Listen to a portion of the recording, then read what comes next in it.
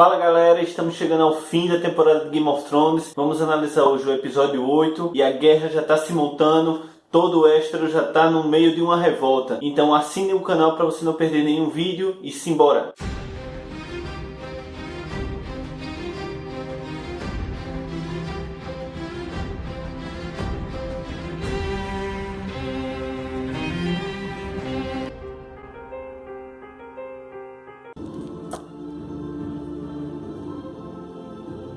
Em Porto Real, esse episódio começa com a morte de toda a comitiva dos Starks que estava na Fortaleza Vermelha. Todos começam a ser mortos de maneira brutal, tanto os soldados como os serventes. A própria Septa Mordane, que acompanhava Sansa, é morta também.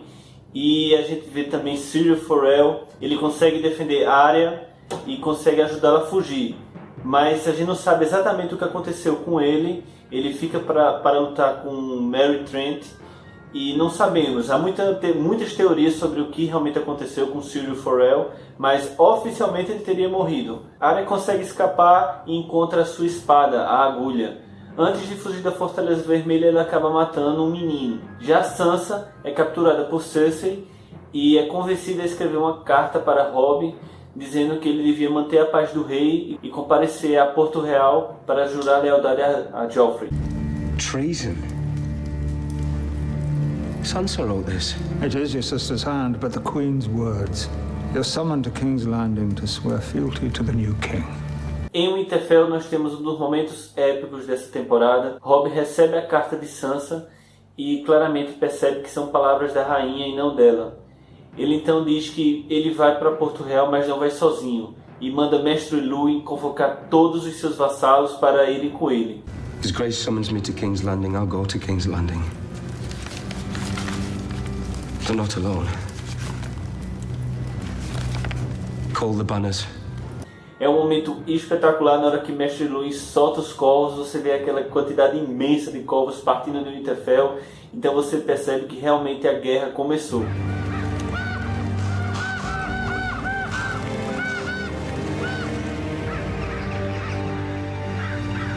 Quando todos os vassalos de Robb chegam em Winterfell, eles começam a planejar a guerra e Jon Amber diz que irá liderar o exército. Quando Robb diz que não, ele ameaça abandonar todos e Robb diz: pode ir, mas quando eu voltar eu irei até a sua casa, irei tirar seu castelo e condenar você como traidor.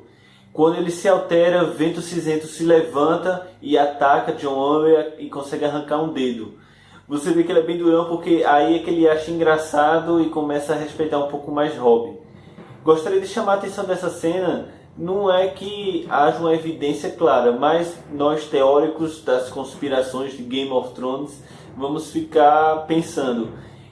Robb não manda Vento Cinzento atacar Jon Amber e Vento Cinzento avança contra ele. E Robb não se espanta, Robb fica calado como se aquilo fizesse parte da vontade dele. Minha pergunta, será que Robb largou Vento Cinzento nesse momento? Antes de partir, nós vemos a última cena de Robb e Bran. Robb vai se despedir do irmão, diz que ele não tenha medo, que ele seja forte e que ele não vai porque tem que sempre haver um Stark em Winterfell. Robb parte sem ver Rickon, que estava próximo. É uma das poucas cenas de Rickon na temporada inteira. E nós vemos que ele é bem o que se descreve dele no livro, aquele personagem rebelde. Ele não aceita porque Robb partiu e vai embora com seu lobo. Lá no Vale Arryn nós encontramos Tyrion e Bronn caminhando entre as montanhas e eles acabam sendo encontrados pelas tribos da montanha. Com toda aquela sua inteligência, Tyrion consegue convencer a Shaga, filho de Dolph, se eu não me engano, a servir a Tyrion e a proteger ele, que em troca ele daria o Vale Arryn de presente. Shaga se anima com a ideia e começa a proteger Tyrion até ele cumprir a promessa. Agora vamos para Essos, o continente onde está Daenerys. Drogo começa os preparativos para a guerra que Daenerys vinha insistindo muito para ele começar. Ele começa a atacar umas vilas que chamam de Vila dos Homens-Ovelha. E, claro, é uma guerra, ele começa a atacar, escravizar, roubar o dinheiro e os homens começam a estuprar as mulheres. E Daenerys fica revoltada com a cena e resolve se meter naquele ambiente. Claro, questões de humanidade e tal. Qual era o plano de Daenerys? Era atacar o Westeros e retomar o Trono de Ferro. Ela não devia ter ido olhar o que Drogo estava fazendo para conseguir isso. Ela tinha que ficar na dela, cuidando dos ovinhos de dragões dela, mas ela resolve ir olhar o que Drogo estava fazendo e ela se choca. Realmente é pesada, é a guerra, mas ela queria o quê? Ela queria que acontecesse como? Que ela, quando ela chegasse lá, ela achava que os Dothraki também não iam matar e estrupar as mulheres lá. É triste, é horrível, mas é a guerra. Ela não devia ter se metido. No que ela se meteu, ela acaba gerando uma discórdia dentro do próprio exército de Drogo, onde um dos homens de Drogo confronta ele dizendo que ele obedece às ordens de uma mulher. Depois de uma luta épica, uma das melhores combates mano a mano que eu já vi, Drogo arranca a traqueia, o esôfago, sei lá o que é aquilo, arranca a traqueia do homem, mas acaba ficando ferido e Daenerys resolve se meter de novo. Eu não considero esse um erro, porque não tem nada a ver com o jogo, mas eu não acredito que não houvesse nenhuma curandeira no meio dos Dothraki. Ela tinha que chamar justo uma das escravas para cuidar justamente do cara que estava liderando o exército que atacou a vila dela. Ela chama Mir Mardur, eu acho que é assim que pronuncia, para cuidar dos ferimentos de Drogo. Foi uma estupidez, Daenerys. Meu Deus, você está seguindo o mesmo rumo dos Starks nas decisões estúpidas. Eu gosto dos Starks e eu gosto de Daenerys, eu não tenho nada contra Daenerys, mas muito burrice, porque eu gosto de Tyrion. Pelo seguinte, vejam, ele é pragmático. Se ele tem uma coisa para fazer, ele vai fazer. Ele, independente do meio. Não que eu concorde, não é que eu concorde que tinha que ser assim. Mas se você tem um objetivo, faça o que você tem que fazer para cumprir o seu objetivo. Se o que você tem que fazer é algo terrível, então mude de objetivo. Então você não tem que fazer aquela coisa. Aí Daenerys quer declarar uma guerra sem matar pessoas. Ned quer jogar os Jogos do Trono sem enganar ninguém. Esses são os problemas desses personagens. Aí por isso eu considero Tywin um personagem legal, porque ele não está nem aí se vão achar ele ruim, se vão achar ele bom, se o que ele vai fazer é honroso ou não. Ele vai fazer o que tem que fazer para conseguir o objetivo dele.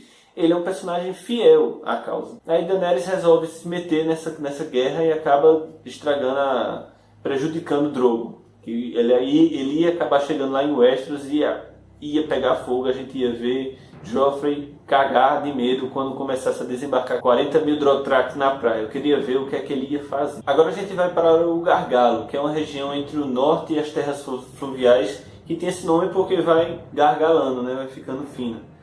E lá a gente vê Robb fazendo os preparativos para a guerra e encontra finalmente Catelyn, que ela consegue alcançar o exército dele. Já Robb, eu estou gostando muito de Robb como um Stark.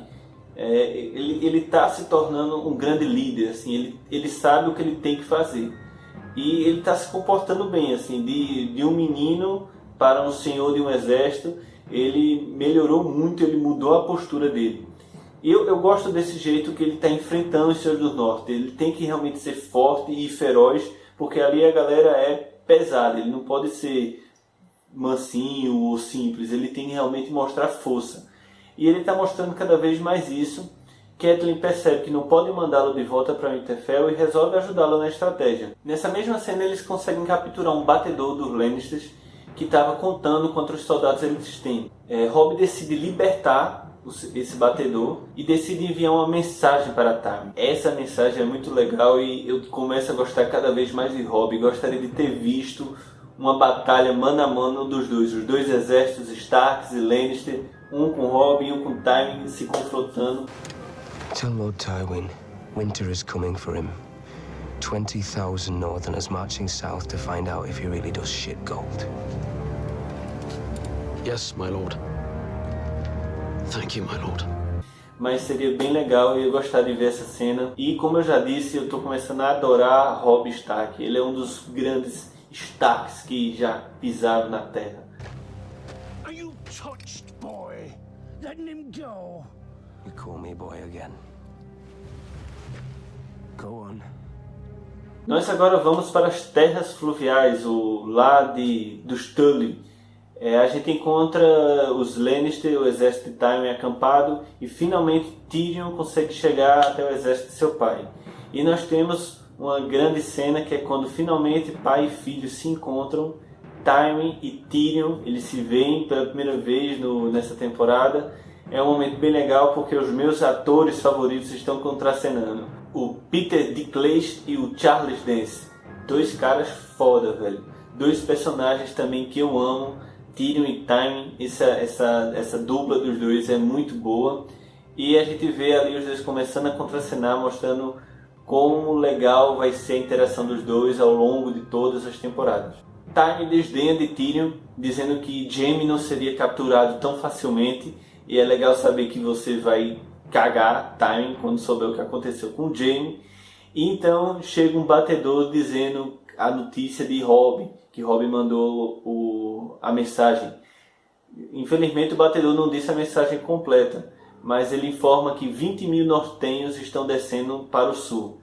Tywin então, subestimando Robb, né, achando que ele era um menino do verão, um garoto verde, decide juntar sua armada e atacar Robb, e avisa Jaime que fique tranquilo que ele está indo confrontar Robb. Muito legal isso aí. Vamos voltar para o Porto Real, que Joffrey e Cersei já começaram a fazer merda por lá. A primeira coisa que eles fizeram de besteira foi dar Harrenhal, a grande fortaleza, mesmo no meio de Westeros, de presente para Janos Slynt, só porque ele cumpriu o papel dele.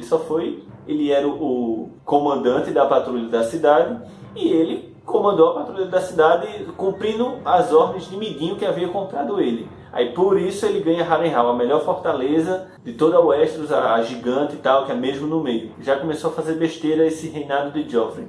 Em seguida, eles decidem demitir Sir Barristan Selmy, o cavaleiro mais lendário que já pisou na face de Westeros. É demitido da Guarda Real, que é uma irmandade que seus votos são até a morte. Ele fica revoltado, tira toda a sua roupa, joga a espada no chão e diz que Joffrey devia juntar com as outras dos inimigos do trono. E infelizmente na série não foi mostrado o que acontece nos livros. No livro, Joffrey fica com raiva porque Sir Barristan chamou ele de menino e manda prendê-lo, né, quando ele saiu depois. Só que Sir Barristan, antes de fugir, Sir Barristan foge e ainda mata 5 soldados. Ou seja, o cara era foda. E além de não mostrarem isso na série, ainda vão fazer uma outra porrada mais na frente, mas eu não quero nem falar disso agora. Para finalizar esse episódio, nós vemos Sansa implorando a Joffrey pela vida de Ned Stark. E Joffrey diz que perdoa, que vai enviá-lo para a muralha se ele se ajoelhar e jurar lealdade a Joffrey. Vamos ver no que é que isso vai dar. Então, se você ainda não assinou aqui o canal, assine, que logo iremos ver o episódio 9 e saber o que é que está acontecendo. Vocês sabem que o episódio 9 em Game of Thrones é tenso e também vai ser tenso aqui no canal. Então assine logo o canal, curta esse vídeo, compartilhe em todas as redes sociais, entre no nosso grupo do WhatsApp, deixe a sua teoria. Se não quiser entrar, deixa aí nos comentários o que é que você achou e até o próximo vídeo.